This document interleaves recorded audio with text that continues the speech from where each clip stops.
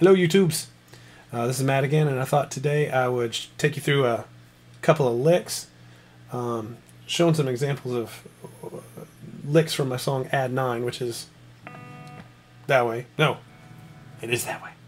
Over there, or you may have to click up there to click on more videos by me, or if you're in my channel it probably is that way. Man, that's hard to do that backwards. But the idea is not to teach you exactly the solo that I did in the song, but just to give you some examples of some licks that you can then take and put in whatever key you're wanting to do. And I think they're pretty easy and accessible, so let me bend this down and show you. Hopefully I'll give you some ideas that'll go somewhere. Now my song Add 9 is in the key of B. So B, that's right down here, 2nd fret of the A string. It's also on the 7th fret of the low E string. That's the main riff to it, but the licks all happen down here closer to the nut. Let me show you how these licks work. This is a B note. This is the 4th fret of my G. I'm assuming that anybody watching this can find the notes on the neck. If not, there's websites and books and everything else you can order. Just so you know, that's home bass. So in my mind, I'm keeping that in mind. I'm going to go down underneath it to scale degree 5 for all you theory heads.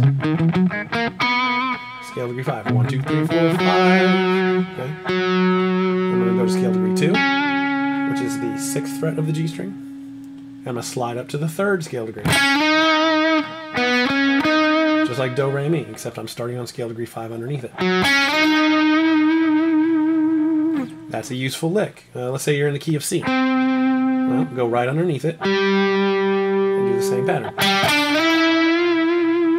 Take that all over the place. No matter what key you're in.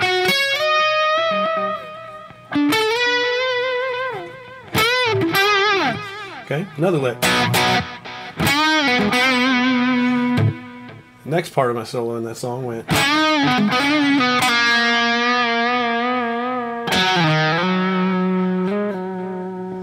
Now, it looks like a lot in there, but let me break it down. We're bending the 2nd scale degree, okay, which is 2 frets up from home bass, remember?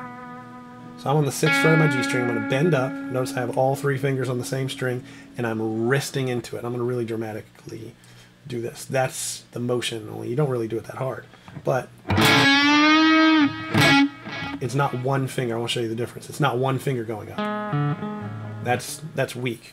That's really hard to get that to go. But if you get all of the little buddies on the same string, you get the ring finger, but these two also, bending becomes a lot easier. That's kind of the more bluesy way of doing it. Now that's a very Eric Clapton-y lick. That's very Wonderful Tonight. Okay, I'm bending up, coming back down, pulling off to the home bass. That's my beat, my root note. Coming down to scale degree 6 underneath it, which happens to be fret 6 on the D string. Okay, and then back up. So here's what we got so far, starting on the 5th right below.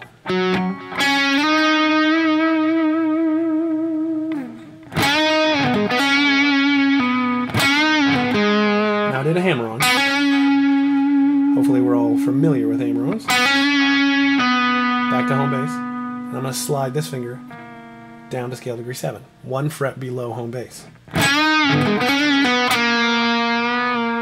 Wide vibrato on that part. Now I'm going to go down underneath it to scale degree 5 again. Slide down to the 1st fret. Slide up to the 4th fret. Up to the 6th fret. Down to the 4th. That's easier than it sounds. In fact, I highly recommend taking one string and maybe try to learn the major scale on it. Learn how to get around on it, because that's all I'm doing.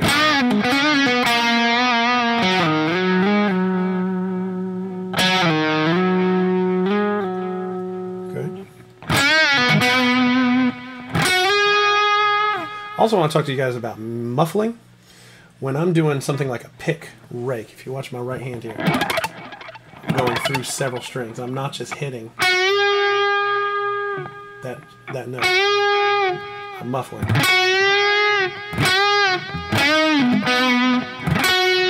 If you notice, my pointer finger is laying across the strings. And that's something I learned off of an Eric Johnson DVD a long time ago. Muffling notes that you're not using, either by dragging a finger behind let's say I'm playing this note with my middle finger. Well, instead of just going and risking having all that ring, drag a finger behind it.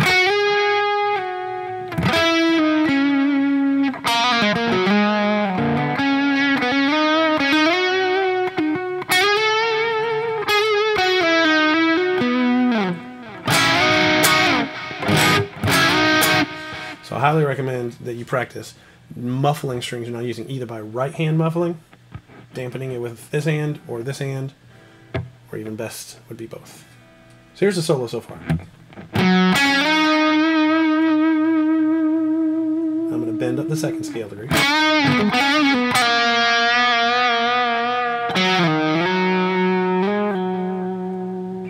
Another bend.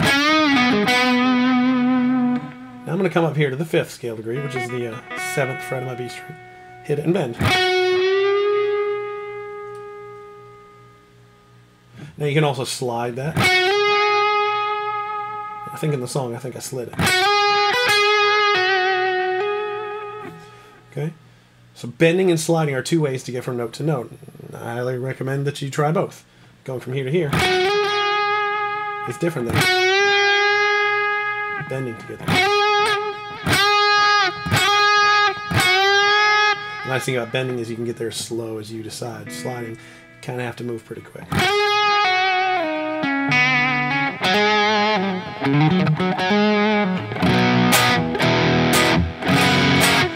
Okay, so those are some licks that I think are mobile. If you take that root instead of B, and let's say you're in the key of E, well, you can do all those licks up there.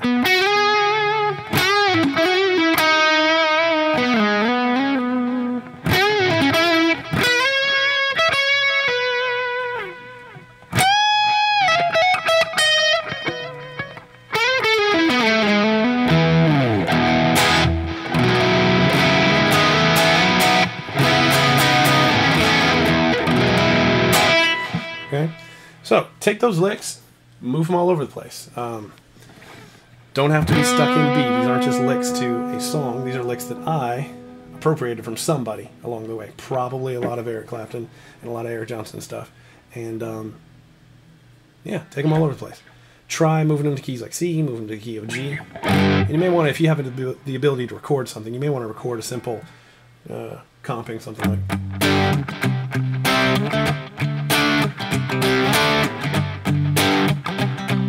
Now that's in the key of G, so I need to find G. And that would happen to be the 12th fret of that same string. So now all my licks will work.